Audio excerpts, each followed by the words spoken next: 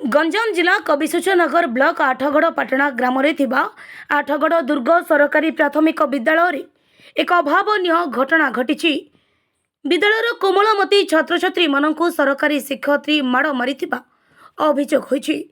परिवेश सफा रखिबा बाहन में छात्र छात्री को पाइखाना सफा करने कहुछि।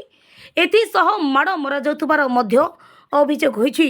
जार प्रतिवाद रे अभिभावक माने शिक्षयित्री को घेरिथिले मध्य किछि कहि नथिले, जाहाकु नै उत्तेजना लागि रहितिला। शिक्षा विभाग हस्तक्षेप पर घटना शांत पड़िथिला। ब्यूरो रिपोर्ट जिला खबर।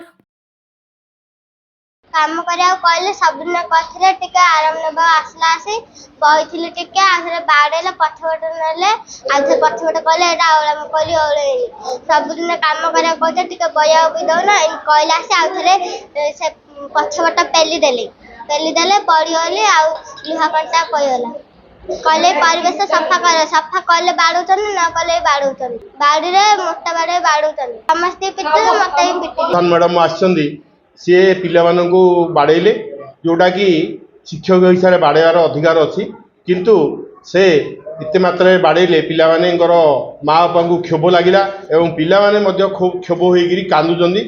एणु आम ए दीदी को कौन प्रकार उत्तर पचारे कौन मैं बाड़े बोली से किसी कहूना जो अभियोग ये स्कूल ये दीदी न रु यथाशीघ्र ये स्कूल छाड़ी दीदी जातु एवं आमर प्रशासन एठारे अन्य एक शिक्षयित्री जॉइन करने आम अनुरोध कर।